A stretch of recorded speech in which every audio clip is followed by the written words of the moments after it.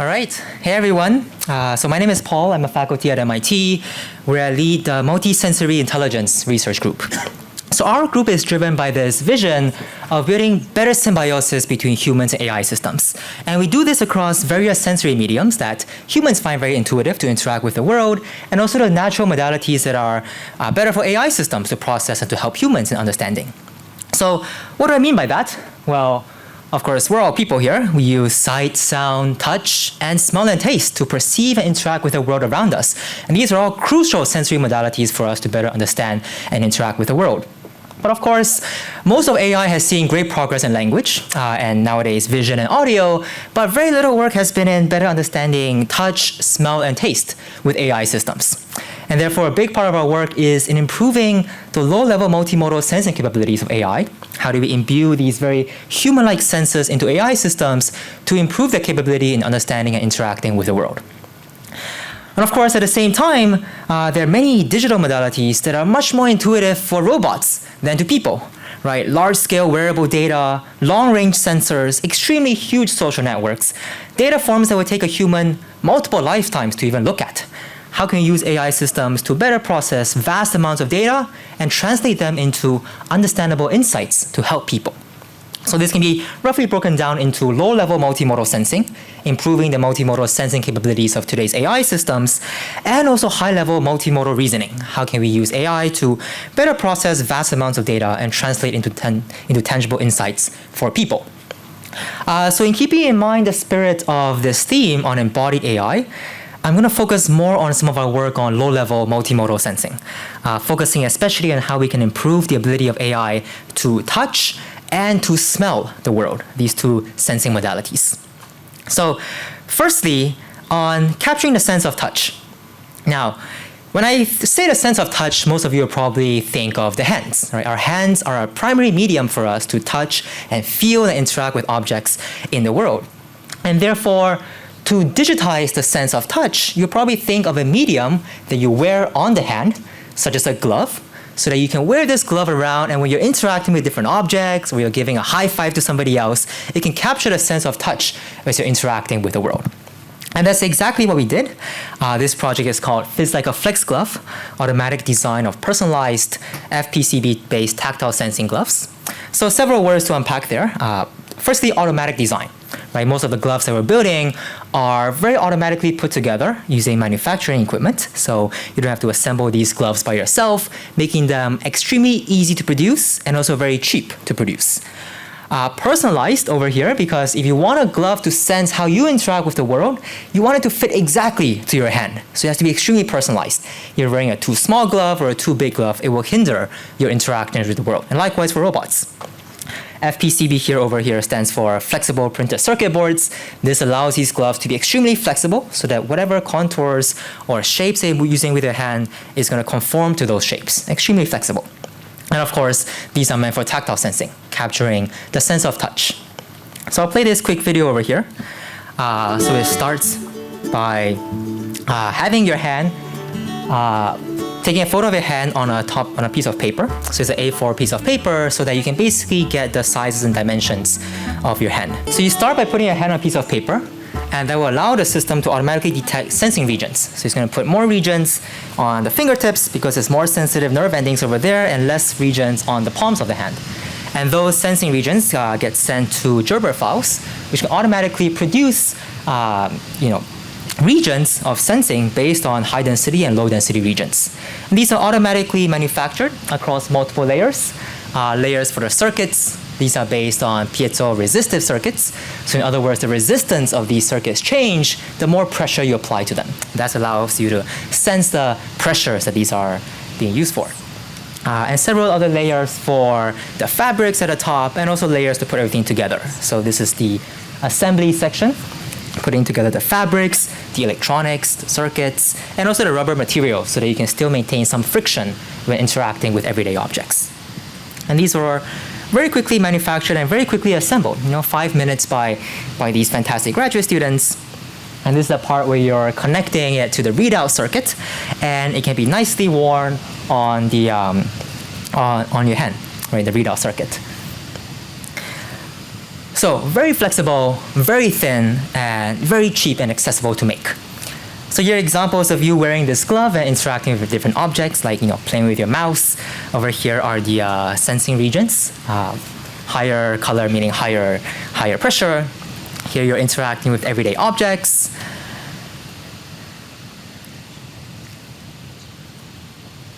Like taking a water bottle, pouring it out, feeling how the pressure changes as the liquid deforms. And again, these are very, very robust. So we've actually used robots to essentially, mimic finger foldings on these gloves. And you can do this up to tens of thousands of times, and these sensing regions are still very robust. There's no breakage. Well, so what do we do with this? So we conducted user studies with people wearing these gloves. So you can show that, if first of all you're wearing this personalized glove, it's less obtrusive to the daily activities that you're doing.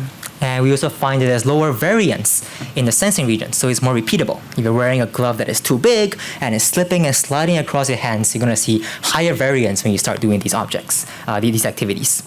And over here, based on user studies, we also found that users found it to be less obtrusive, to reduce the effort in solving the task, and also less frustration in wearing these gloves or operating different tasks. And while that was touch, of course, it's also very natural to bridge vision and touch. So some of the systems that we're building nowadays will combine these glasses that you can wear. These are Meta's glasses, so you can capture egocentric vision of the things that you're doing, and at the same time capture the sensing of pressure and touch on the gloves that you're wearing while completing different tasks. And now you can align these two modalities to do better multimodal representation learning based on both vision and touch. And we've had lots of successes of this in the past. Even before these gloves were made, we developed systems that, if you put both vision and touch sensors on robots, it becomes much more robust. So if you can start occluding these cameras to simulate occlusion or fog, it can rely on touch to solve the task. And if you start pushing these robots to mess up the force sensors to simulate an earthquake, for example, it can rely on computer vision to solve the task. So those are some of our explorations in digitizing the sense of touch at a very high resolution, very personalized manner in a form factor of gloves, very natural to people, and we're also extending this to our various robot arm form factors. I also want to cover some of our work in digitizing the sense of smell. Where of course, smell is absolutely critical for us to interact with the world, but there's been almost no research in using AI systems to understand the world based on the smell of different substances. So I'll show you a quick video over here. There's 3 spices: cumin, cloves, and oregano. So these are spices that you can probably determine which one is which. And I'm going to pour these spices out into these little cups over here and put it to this AI system that we've developed. So that is the sensing network. Most of those wires are just for powering the electronics. But these blue chips over here, over there, they're essentially capturing different volatile organic compounds that these substances release. Different forms of alcohol, nitrogen dioxide, basically organic compounds that are released into the atmosphere. And we put this box above it to make sure that the gases stay concentrated in that region. And you see very quickly the model gets it incorrect at first, but very quickly the similarity in predicting the oregano substance gets higher and higher until it's pretty stable, and that's what it predicts as the answer in which it gets it correct. And I want to highlight this x-axis over here, 120, that's 120 seconds. So it's basically picking up these gas sensor readings one time every second, and within 2 minutes, it reaches a stable state for you to predict that substance. What sensors are you using? These are sensors that pick up volatile organic compounds like carbon monoxide, ethanol, alcohol. They are released by these foods and beverages. So yes, so more details regarding, for example, these sensors. So carbon monoxide is one example of something that it picks up. It also has sensors that picks up ambient factors, because subtle temperature changes and humidity changes are also very common when you put a substance next to it. So here's a sensor setup, here are various time series signals, and here are examples of the top 5 predicted ingredients. Now, of course, key to all of this is data, right? If there's no data, there's no way of training AI to actually predict these substances. So a lot of our effort was in creating what we call SmellNet, homage to ImageNet, which catalyzed computer vision. We're hoping SmellNet can be the first step towards large-scale databases for recognizing smells. So we took 50 substances, categorized into nuts, 10 spices, 10 herbs, 10 fruits, 10 vegetables. And we basically put that in the same setup where you put them into a small can, in a small dish. You put it next to the sensor recording, you put a box around it so that it seals in the gases, and you repeat this multiple times where each time you replace a substance, you air out the area, and you let the model resense the substance. So that's repeated multiple times. And we collect both the sensor readings, the gases. These are time series data across a certain duration. We collect language, so what the substances are. We take photos of it. And over here, we also collect what we call GCMS data. So GCMS are, this is called gas chromatography, mass spectrometry. These are huge chemical devices that basically looks at the molecules within the substance. These are very high resolution, but they're not portable because these are huge devices. Only certain chemistry labs have them. The sensors that we're using, on the other hand, are these small chips that are very sensible. You can move them around and put them wherever you go.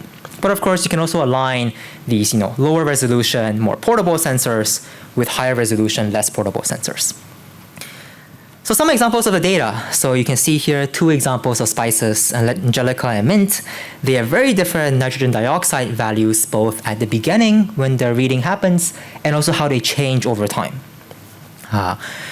And you can also do larger scale studies. You can take all of this data, which is 10 dimensions, time series, and you project them into 2 dimensions, so it's easily understandable using PCA. And you can see that certain ingredients are of course more similar with each other, and some ingredients are much more spread out. So in this case, spices are all this region over here, but there's also lots of overlap between nuts and vegetables, which makes them more difficult to distinguish.